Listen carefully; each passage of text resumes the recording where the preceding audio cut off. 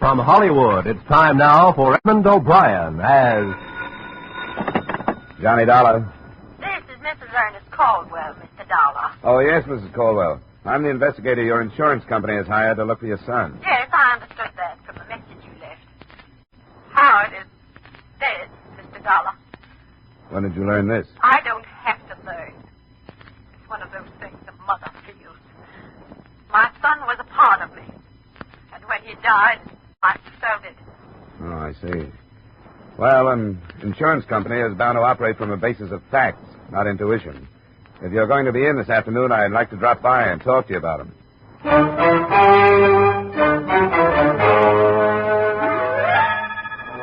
Edmund O'Brien in another adventure of the man with the action-packed expense account.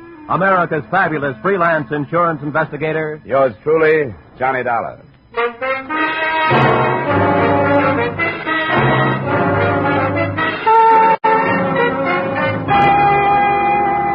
Expense account submitted by Special Investigator Johnny Dollar to Home Office, Britannia Life Insurance Company, Hartford, Connecticut. The following is an accounting of my expenditures during investigation of the Howard Caldwell matter. Expense account item 1, $6.50 transportation round trip between my Hartford apartment and the Caldwell country estate. From every angle, inside and out, the place looked more like a museum than a dwelling. And Mrs. Caldwell struck me as the mother of all the answers as to why boys leave home. I don't know why Howard left. I simply can't understand it. No mother could have been more devoted than I. Except for school, I never left him alone for a moment. I made him share everything with me. I protected him and I advised him. And yet... Yeah. Well, now let's get these facts in order. Name, Howard. Age 23. Left here for San Francisco, California about a year ago. What was he doing in San Francisco? Oh, he was studying to be an artist. In a rather deceitful way. He knew I didn't approve. He told me he wanted to go to the coast to see a football game. Then he wired me that it had been delayed. And the next thing I knew, this letter arrived, saying that he'd met some people out there, that he didn't need any money, and that he'd enrolled in this art school. I didn't believe it. I knew he was in trouble then. What's the name of the school? The Orlando School of Art. I wrote and begged him to come back, and he answered that he thought it would be better if he didn't, as if he were being threatened. Why would anybody threaten him? Why, I don't know. He told me very little of what he was doing. That's why I knew he was in trouble, because we always shared everything. He'd never kept secrets from me. I think you're exaggerating this thing, Mrs. Caldwell. I tell you I'm not. You haven't told me any one thing that I What can... should I think when he writes that I'll never see him again? When he tells me not to go to the police because it won't do any good? That he's gone to another life? Here's the letter. Read it for yourself. The letter did say that. The date on it was a week old, and it went on to make other vague references to danger and death. But a statement that the mother had ignored came, to my mind, closest to the truth. Howard Caldwell had written, "If I had been mentally equipped for life as other people are, this wouldn't have happened, and I could have lived."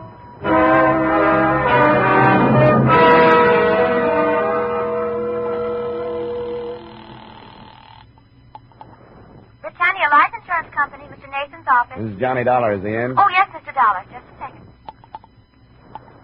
Well, Dollar, that was a quick trip. What do you think of Mrs. Caldwell? Well, that's neither here nor there. How'd she happen to turn to you? Her lawyer advised her to. We carry a big policy on the son. The lawyer told her that putting the problem in our lap was the best way to do it. And there was something about a letter advising her not to go to the police. Yeah, I read it. Well, we ordinarily don't do this sort of thing, as you know, but it's a matter of $200,000. Did it sound like suicide to you? Well, it sounded vague. He's been writing his mother a lot of double talk that she's been interpreting in her own motherly way. Uh-huh. She was supposed to come home this summer and didn't. I don't know what to make of it. If you want to find out anything, you won't get it from her. Could you go out to San Francisco? Oh, sure, but let's not share this with Mrs. C. She'd probably beat me out there.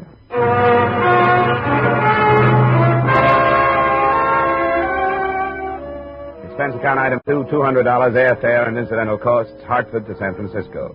Expense account item 3, 170 cab fare from my hotel, the Bellevue, to the last known address of Howard Caldwell. A brownstone in a row of brownstones on Taylor, a street that climbs one of San Francisco's 7 hills. The apartment house manager was in and would oblige. Well, he hasn't been here for a week and a half. I've been taking his mail up to his apartment, but his box gets so full they can't get any more in. The apartment is still in his name? He paid up 3 months in advance. You mind if I look it over? Well, I suppose it's all right if you're trying to help him. It's up here. Mr. Caldwell say anything to you about leaving? No, he didn't. I hope there isn't any trouble. But you'd think he'd come for some of his clothes if there wasn't, wouldn't you? They're still here?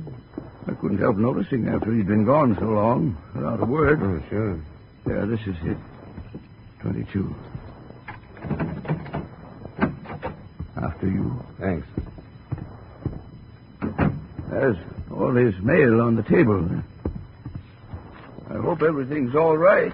He's a nice, likable young man. Know any of his friends? Well, no, I don't. I expect he had some, though. He was out at night lots. He never came home drunk or anything, no. Well, if you don't mind, I think I'll run through the place. I won't be long. Well, I suppose it's all right as long as I'm here. After I'd finished, I knew very little about Howard Caldwell that I hadn't already known. The letters on the table were, as to be expected, all from his mother. A drawer in a bedside table gave me something too odd to be ignored.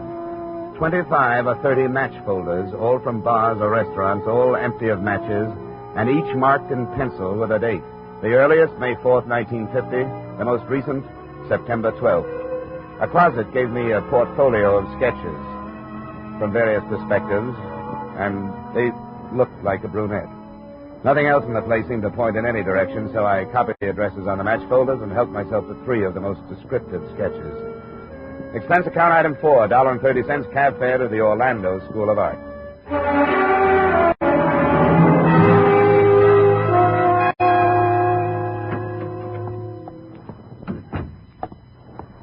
How do you do?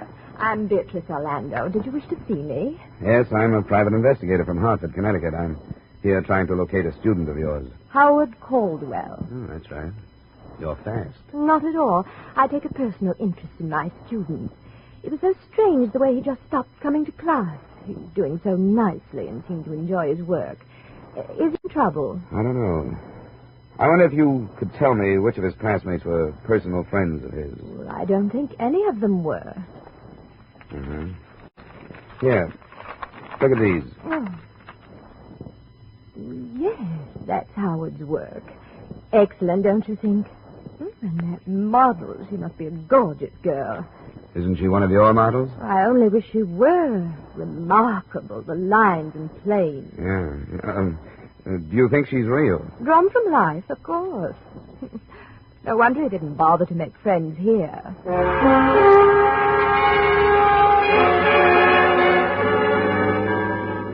Expense account item 5, $45, see enclosed bar tabs. That night I started making the rounds of the addresses I'd copied from Howard Caldwell's collection of dated match folders.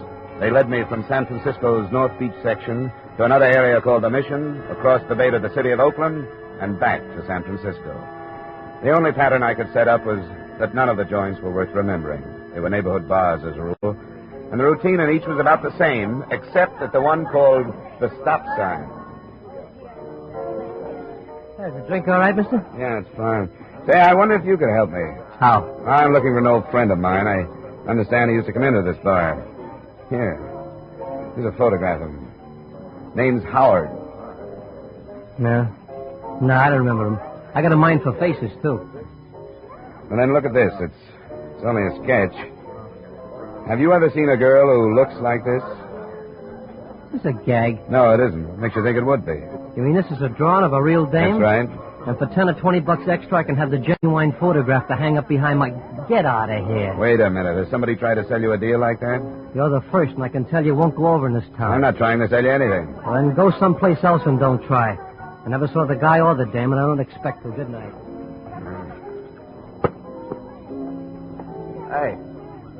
Hey, let me see a picture, will you? Sorry, Mac, it's private. Oh, wait a minute.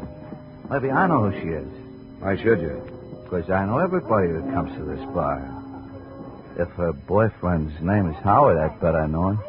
That's what I said it was. Did you say it was Caldwell? Where can we talk? Come on, outside.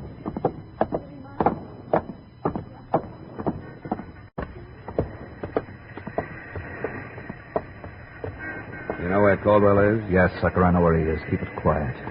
Hey. We'll both keep it quiet, huh? I'll take this out of your ribs if you play ball. That's a deal. Up to the corner, then, and across the street.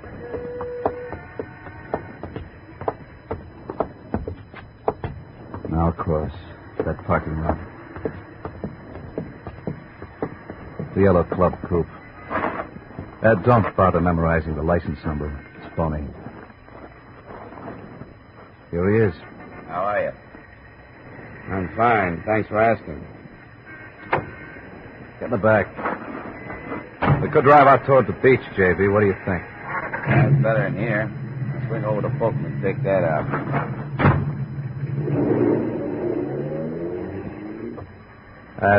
How'd you get the addresses of these bars? How did you find out about me? We've been waiting for somebody to show up. Been watching his apartment. We saw you go in and then tailed you to that school. Is Caldwell alive? Yeah, but he won't stay that way if people start prying. Why not? Who hired you? I'm a private investigator. I'm not supposed to tell people things like that.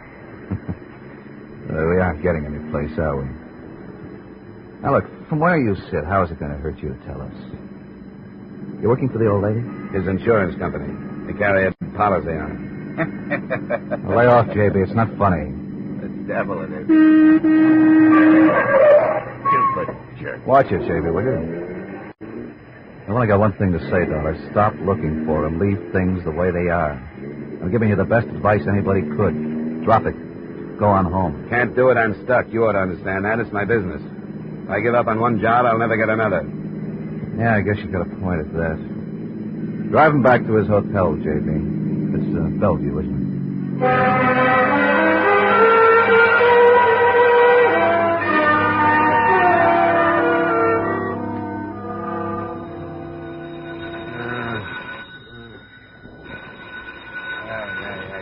Yeah, wait a minute. Yeah, what is it? It's 5:30. The early editions are hitting the streets. What? Who is this? You'll remember when you wake up. Go buy an Examiner, page 1, headlines. Yes, sir. Huh? Send me some coffee, will you? And the early Examiner. Yes, sir. I think the coffee shop is just opening. A couple of cigarettes later, room service arrived. The headline read, Syndicate head found slain in auto trunk. Benjamin Miller, Western gang chief, shot to death. I didn't see how there could be any connection between a dead mobster and the Howard Caldwell matter. But that only proves how wrong an investigator can be.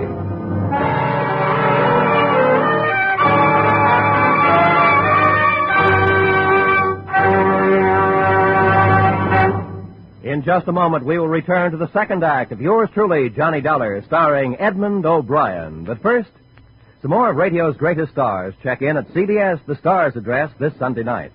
The first you'll hear are Amos and Andy. Then, a little later this Sunday, we'll welcome Red Skelton back from summer vacation.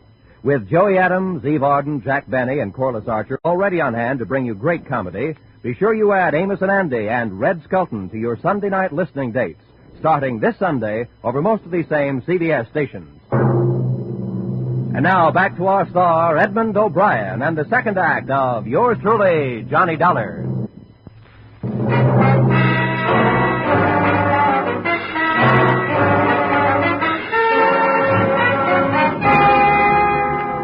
The story under the headlines went on to explain that Benjamin Miller's body had been found in an abandoned car after a phone tip at 11:15 the preceding night. The gang chief had been shot to death approximately a week before. It was feared that an underworld war would be touched off by the killing, since Eastern operators allegedly had threatened to force Miller out of business on the West Coast. The police had decided to play a waiting game. No lead in all that. But on page 4, there was a picture. Ben Miller in happier days. At his side stood a brunette that matched the one in Caldwell's sketches point for point. Nora Rush, with an address on Ardmore Street in Los Angeles. Yes, sir. Does this hotel have a travel agency? It's only 6, sir, and they haven't opened, but maybe I could help. Well, I want to leave for Los Angeles as quickly as I can. What plane is there? Oh, I can tell you that. Just a moment, please. Sir, United Airlines have a flight leaving in 45 minutes. Can I make it? It'll be close, sir. I could phone for you and get space if possible. Oh, I'll thank you later, Angel. Just one more thing. If I get any calls, you don't know where I am, huh? Yes, sir.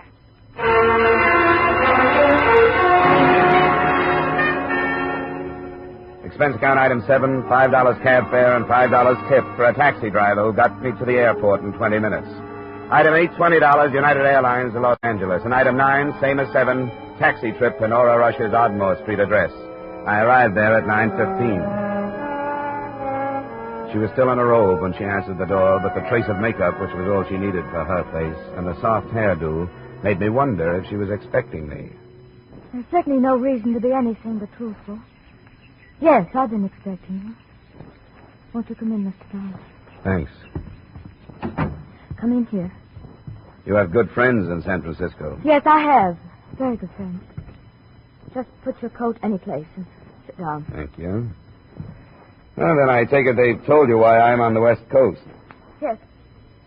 You've come to look for Howard Caldwell. It's coffee. Would you like some? No, thanks. I've had plenty. Do you know where he is? No, I don't. No, I don't know where he is. I don't know. Oh, come on now. Stop that. Why did you go? Why did you go?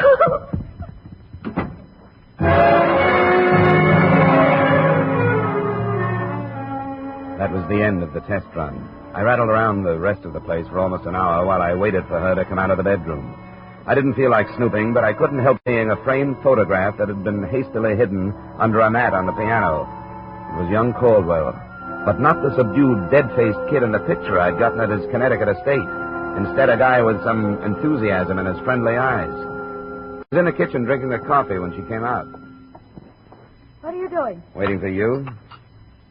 Why don't you leave? Well, if I did, somebody else just like me would show up. Maybe he'd make you unhappier than I do. It's that kind of a racket. I sympathize with you. You should. You put me on the defensive. I hadn't noticed. How did I do that? You started by posing for some sketches. And you're stronger in person. You saw them? Yeah. They're in my hotel room in San Francisco. Or at least, that's where I left them. Who else saw them? A few bartenders and his art teacher. Oh, that little fool. Told me he destroyed them. Did you say bartenders? Yeah. He had a match folder collection, all dated from a series of nondescript hideaway-type bars. Oh, how could he have been so stupid? Could he have been in love? Well, he didn't have to go out of his mind. He lied to me. He told me there was nothing to link us together. What's the difference if there is? Because Howard killed Ben Miller. And nobody will believe it now. Why won't they believe it? It was my gun. Registered? Yes. Where is it? Howard has it hidden. I loved him and all that. But the true story... Oh,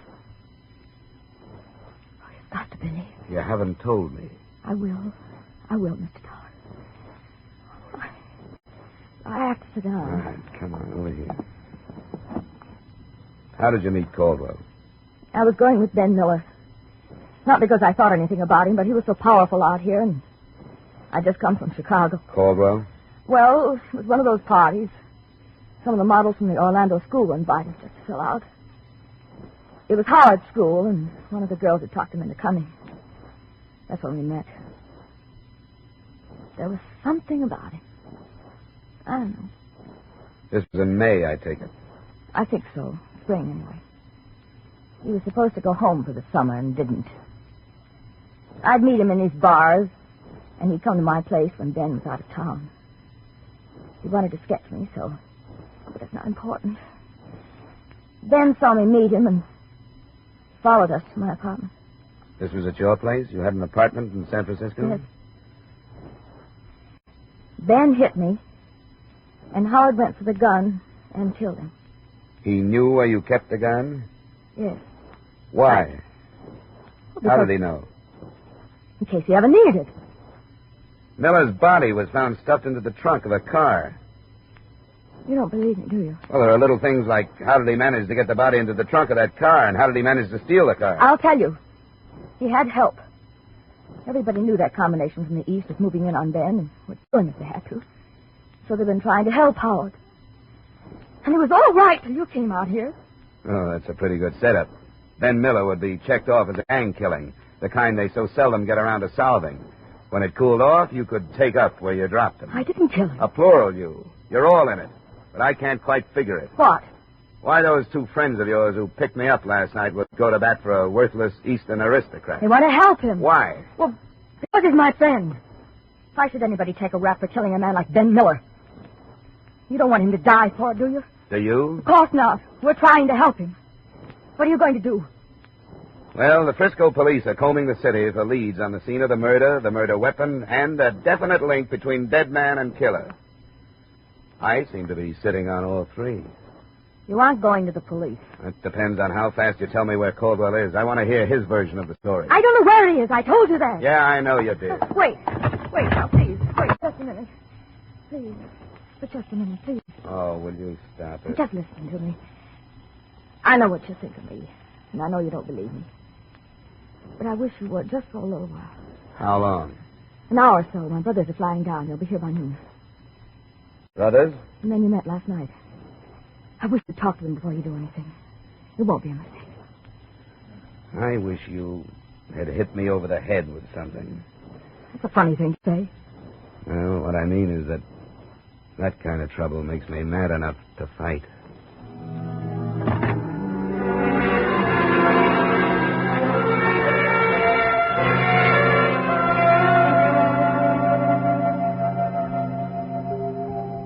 There they are, Johnny. I'll go. Wait a minute. Sit down. We're back in business again, Gorgeous. Sorry. I'll let him in. All right, go ahead, you stubborn jerk. Come in. Where's the other one? Stayed in Frisco. Sorry I couldn't get here faster, honey. Are you all right? I'm all right, Al. Did you tell him how it happened? Yes. She told me and we made a deal. I wouldn't phone the police until I talked to you. It still stands. Can I get you anything, Al? Yeah, a drink would help. All right. Look, Dollar. For some reason, my sister fell for this kid. I guess it was the first time in her life that something decent came along for her. He wanted to marry her. And it fell to pieces when Caldwell lost his head and shot Ben. What really happened, Al? Ben made a lot of threats and stirred up all the mud in Nora's life. She tried to stop him. He slugged her, and that was it. Were you there? No, I wasn't there, but that's what happened. Leave it alone, Dollar. Ben had the finger on him anyway. Why not let it cool off? There are a number of reasons. Unfortunately, I'm burdened down with a vague but heavy thing called ethics. It says so on my license. Another thing, if I forget it, it makes me an accessory to the killing. But most important at the moment is the fact that I'm not sure that Caldwell is guilty. Keep coming, Dollar. It would make more sense if you were protecting your sister instead of that punk. Would you agree? It's not true. Stay out of it, honey. Isn't that why all of you have been working so hard to keep me away from Caldwell? Because you don't want me to hear his pitch? Okay, I'll take you to him. He's here in Los Angeles. Al. For the drinks. I'm giving ground, Dollar. What do I get from you? You've already gotten it. I didn't call the police. Somebody is going to blow your head off one of these times, Dollar. There's a car in the garage, honey.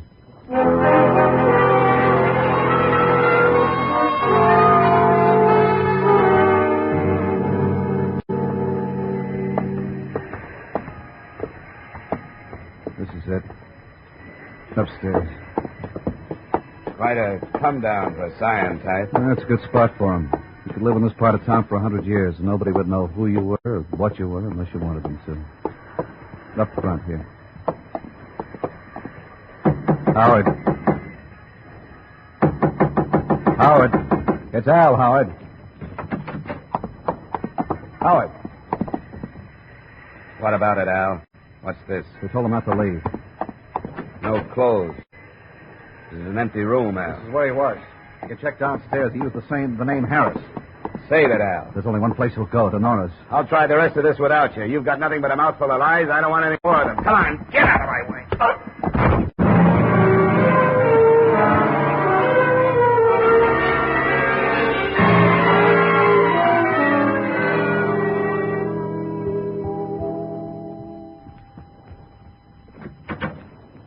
here? Yes, he's been here all morning. Got her right after you did and hid outside.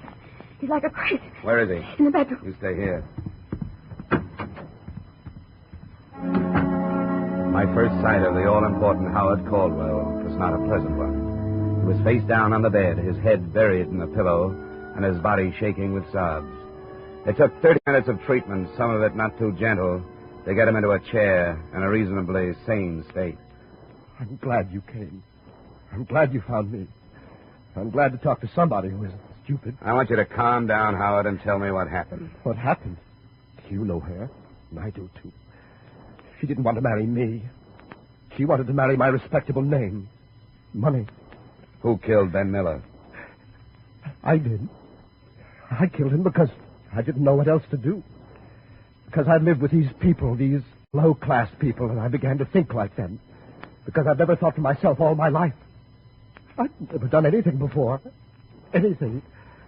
I killed Ben Miller, and it's the only thing I've ever done all by myself.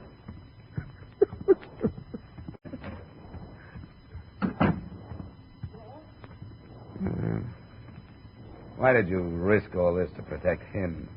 I don't know. Because there was something that drew us together. He was lost, and so was I. And I figured it was my fault. I'd drawn him into my life. He hadn't drawn me into his. I thought I owed it to him. But he's a snob, isn't he?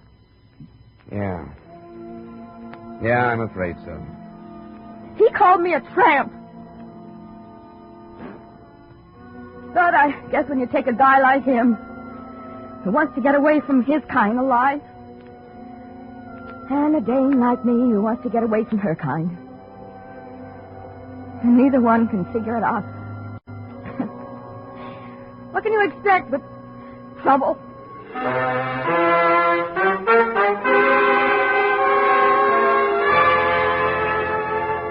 I guess she summed it up as well as anybody could. I turned him in for murder, and those who try to help him as accessories. It's for the legal brains to decide whether the policyholder will live or be executed. Expense account item 10, $200, miscellaneous.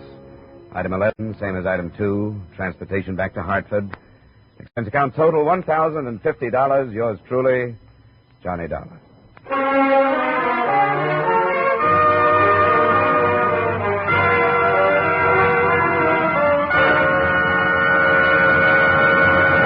Yours truly, Johnny Dollar, stars Edmund O'Brien in the title role and was written by Gil Dowd with music by Wilbur Hatch.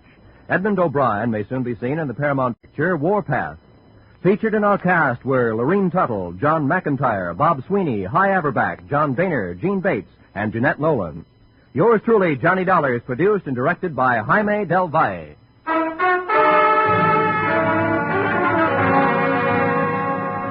Join us next week at the same time when, from Hollywood, Edmund O'Brien returns in another adventure of... Yours truly, Johnny Dollar.